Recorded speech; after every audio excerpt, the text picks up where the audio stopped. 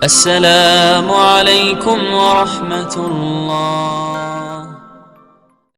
Di situ disebutkannya Nabi SAW katanya di situ. Yang nulis itu ulama ahli qiraat dari Suriah. Nabi katanya kalau sholat itu bacaan Fatihahnya lagunya jaharkah. Gimana bunyi jaharkah itu? Kita dengarkan qori kita. Saya nggak pandai.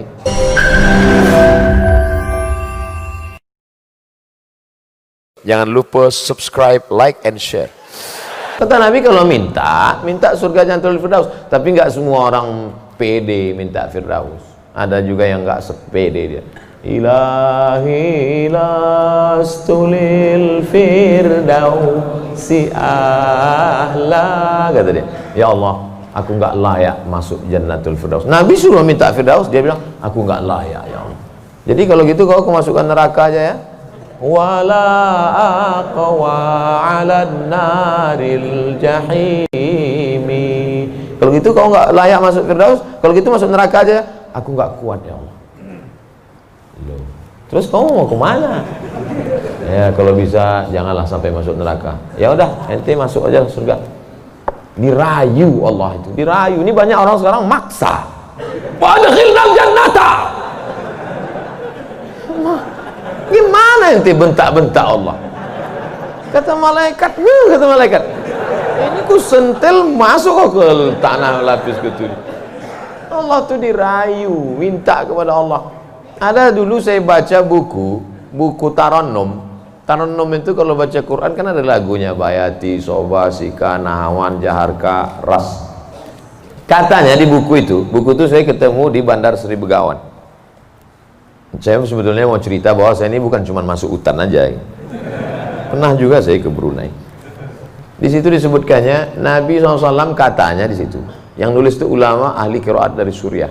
Nabi katanya kalau sholat itu bacaan Fatihahnya lagunya jaharkah. Gimana bunyi jaharkah itu? Kita dengarkan qori kita. Saya nggak pandai. Bayati, soba, sika, nahawan, jaharkah. Dengarkan baik-baik, rekam, share. Kasih.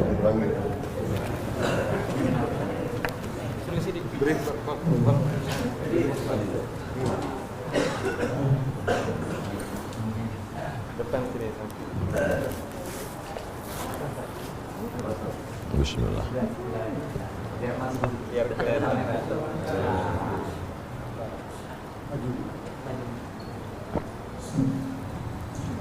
أعوذ بالله من الشيطان الرجيم.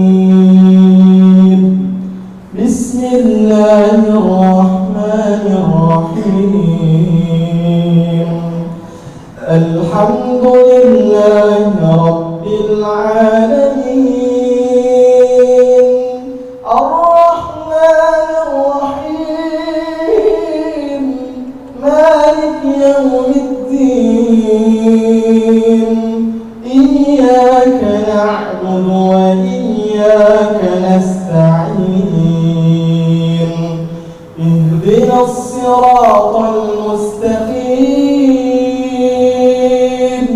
صراط الذين أنعمت عليهم غير المغضوب عليهم ولا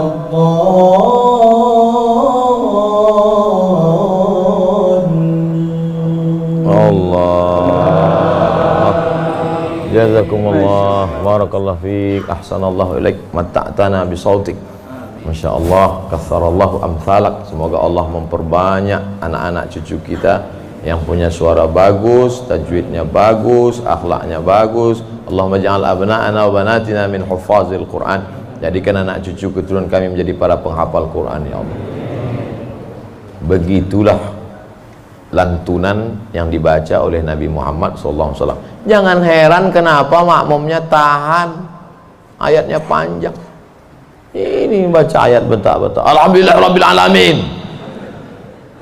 Ada kelembutan, ada kebaikan. Hati ini suka yang lembut-lembut, sebagaimana mata suka yang lembut-lembut. Laqad zayyana as-samaa'a ad-dunya bizinatinil kawakib. Kami hiasi langit-langit itu dengan bintang gemintang. Zayyana, kami hiasi, bizinati, zinati, dengan perhiasan.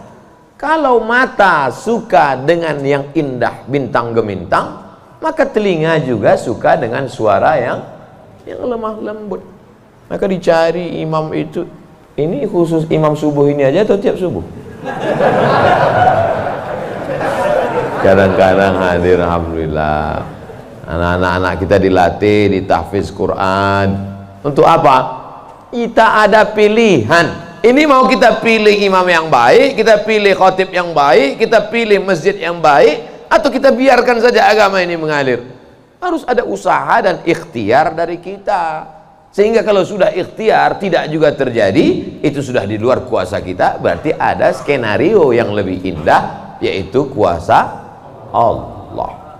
Tapi sebelum ikhtiar, belum apa-apa, kenapa masjid kita kosong? Udahlah, itulah kehendak Allah. Udah. Itu salah kita. Ini banyak, kadang-kadang imam ini lebih banyak batuknya daripada ayatnya.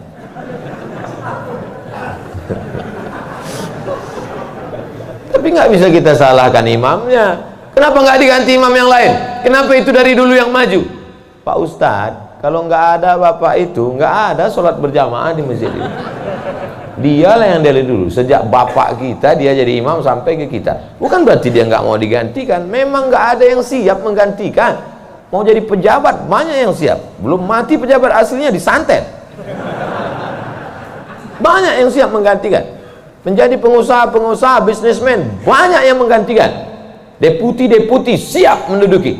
Tapi innallaha la yaqbidul ilma intiza'an. Allah kalau mencabut ilmu itu tidak mencabut seperti pohon kayu yang dicabut dengan akarnya, tidak. Bagaimana Allah mencabut ilmu? Biqabdil ulama. Ketika ulama dicabut, maka meninggal dunia ulama, habis. Sampai saya di Mesir silaturahim ke rumah Profesor Dr. Mahmud Said Mamduh. Kitabnya saya lihat 1 meter. Buku saya yang selama ini saya ceramah, itu dalam buku saya 37 masalah populer 444 halaman. Saya udah merasa besar, saya tengok bukunya 1 meter. Terasa saya sebesar kutil. Ana minen Abdul Somad. Dari mana? Min Indonesia. Ta'arif Syekh Jundan, katanya. Jundan? Saya perasaan nggak pernah Jundan. Rupanya yang dia maksud adalah Habib Jindan. Kakeknya Habib Novel bin Jindan. Musnid, kata dia. Musnid, artinya sanad dia banyak. Ahli sanad, kitab-kitab sanad. Sanad mazhab Syafi'i, sanad aqidah Asy'ari, sanad sampai kepada ulama Syafi'iyah.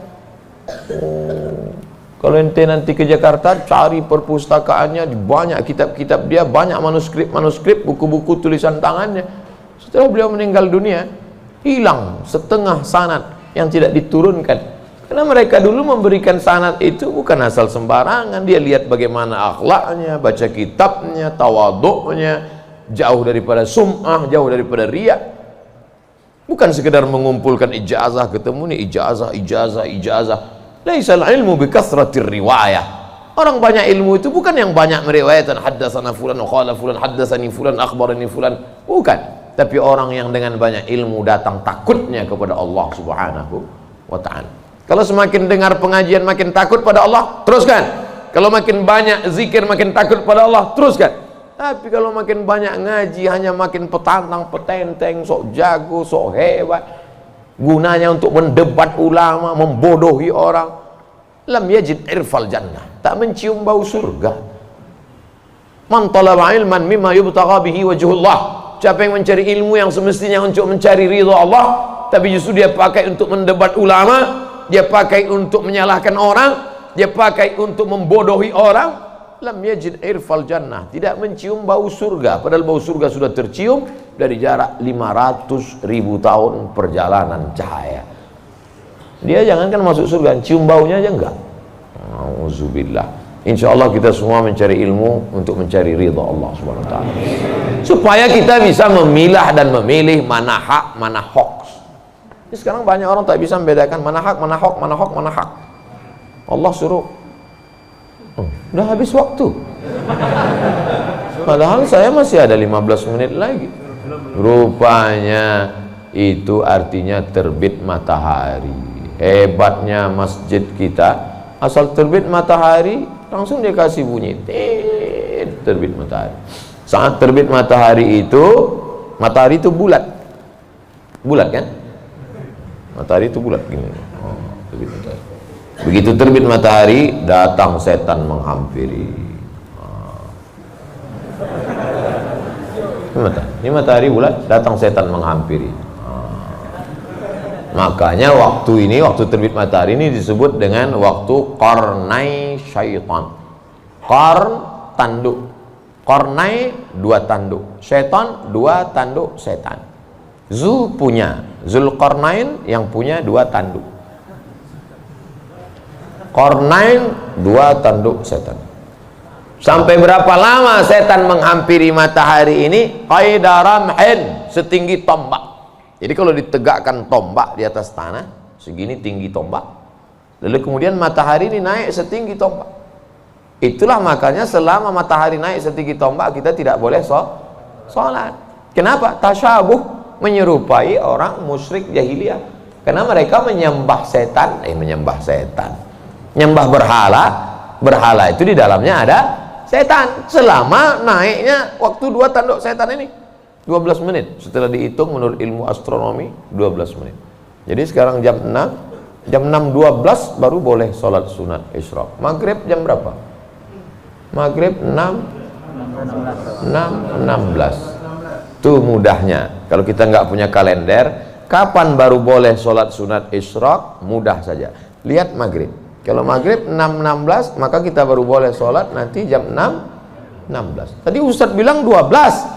Kenapa 16? Kalau pas 12, kadang setan ini molor juga.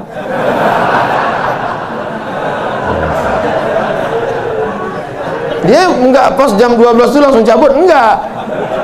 Bisa jadi nongkrong-nongkrong dulu, ngopi-ngopi dulu. Itu maka dilewatkan, digenapkan jadi kadang. Makanya Ustadz kadang sebenarnya waktu dua tanduk setan ini 12, tapi supaya mudah ngingat atau lebih ihtiyat, lebih hati-hati, maka kita genapkan jadi 15. Itu maka 6.16. Semua ada dalilnya. Lewat 6.16 baru sholat sunat. Usolli sunnatal isyraq raka'ataini lillahi ta'ala. Tapi kata guru saya, sholat duha Pak Ustadz. Kalau cukup 3 syarat namanya isyraq. Kalau nggak cukup 3 syarat namanya duha. 3 syarat itu apa? Sholat subuh berjamaah. Setelah sholat subuh berjamaah, duduk berzikir, nggak keluar masjid sampai terbit matahari. Kalau cukup 3 syarat, sholat dia, namanya sholat sunat isyraq. Habis sholat subuh, pulang ke rumah, masak sarapan. Pas mau kerja 6.30 sholat sunat. Sholat sunat apa namanya? Duha. Karena nggak cukup 3 syarat. Nggak usah kelahi gara-gara itu. Allahu Akbar. Isyraq apa duha ya? Nggak sah. Karena niat itu sebelum takbir atau dalam takbir. Ada orang niatnya sebelum takbir, dia niat dulu Allahu Akbar, tapi ada niatnya di dalam takbir Allahu Akbar. Itu kalau siapa yang takbirnya panjang, itu berarti dia berniatnya di dalam takbir. Tapi apa Imam Masjidil Haram takbirnya pendek, Allahu Akbar. Yang belakang itu yang panjang, Allahu Akbar. Imam itu takbirnya pendek, karena dalam mazhab Hambali niatnya bukan dalam takbir tapi sebelum takbir. Mazhab Syafi'i niatnya dalam takbir. Saya kalau takbir panjang, Allahu Akbar, karena saya masang niat dalam takbir. Jamaah niatnya sebelum takbir apa dalam takbir? Dalam takbir sah, sebelum takbir sah. Yang nggak sah itu setelah takbir. Ujuk-ujuk masuk masjid, Allahu Akbar. Ini duha atau syaitan? Nggak sah. Innamal a'malu binniyat. Jadi yang kita bahas ini kebanyakan adalah amal-amalan yang sifatnya ikhtiari, pilihan, yang bisa kita pilih. Adapun yang nggak bisa kita pilih, gimana mau kita bahas? Kalau kita tidak bisa memilih, yang bisa kita lakukan hanya sabar.